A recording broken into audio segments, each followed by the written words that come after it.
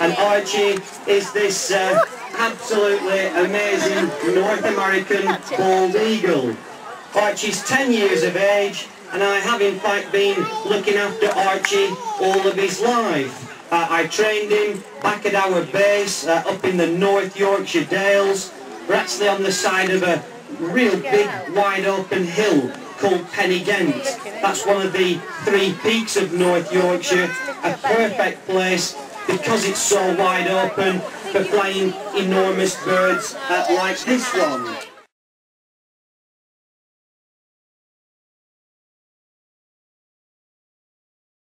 And because I've been flying him for such a long time, means that we have a really good working relationship. He is hard work. He can occasionally be a fairly aggressive bird with me, but I don't want any of you people to be worrying about Archie at all. He's not going to pick up your son or your daughter and fly off with them or anything like that. Archie is here to deliberately fly very low, right over the tops of your heads. I want you to be able to see this bird up close and personal. Obviously, don't try and touch him whilst he's flying over the top of you, but occasionally he comes over the top of your heads extremely low. And if you duck down, all that's going to happen is Archie's going to fly even lower still. So you may as well stay exactly as you are and try to enjoy the experience. It's obviously not every day that you can just get this close to this bird. And look at the size of him as he's circling overhead. That wingspan is getting on for 6 feet. And Archie weighs in at 8 pounds and 1 ounce. He will go heavier than that, but that is what we call Archie's flying weight. And at 8 pounds 1, he's got all of the energy that he requires to work and to fly. And it really is just an edge on Archie's appetite. So for example,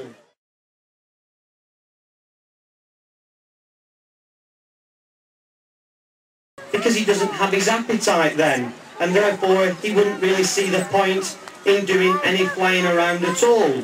But once we get to about 11:30, 12 o'clock, his appetite kicks in and he's ready to try and do something for his dinner. And that's the reason that he actually comes back to me. He doesn't come back to me because he loves me. No matter what you might be thinking, Archie doesn't love me at all. But he trusts me, of course, like he trusts Rick. Because he sees us all the time, and we are the great provider, as it were.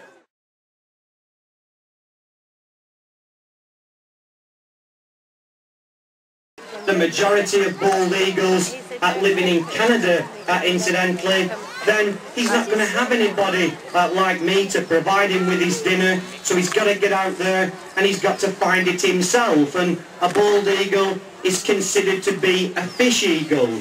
He can take big fish as well off the surface of the water, and he would do so by using his very powerful feet.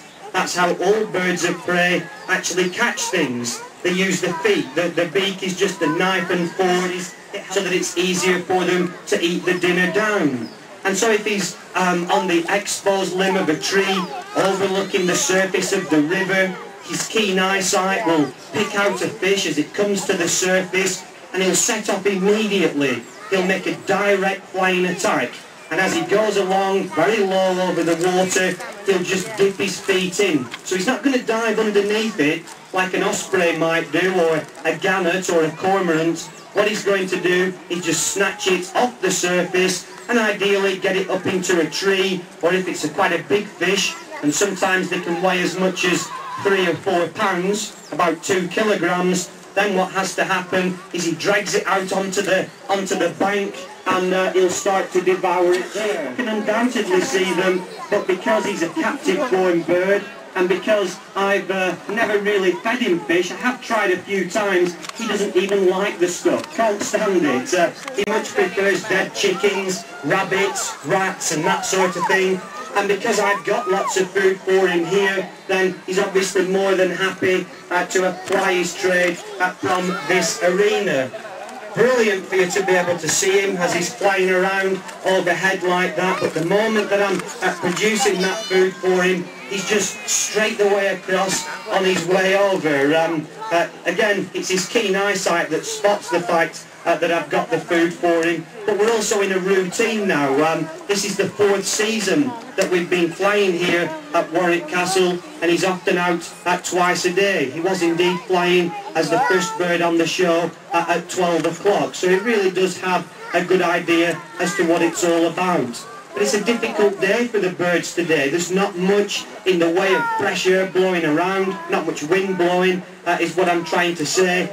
And the bit of wind that there is actually coming across the slope. It's not coming in the direction that he wants it to, which is when it comes straight up this grass bank here.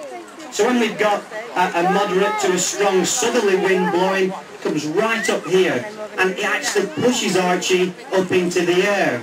It means that he can circle and soar around. Sometimes he's literally hundreds of feet above the castle.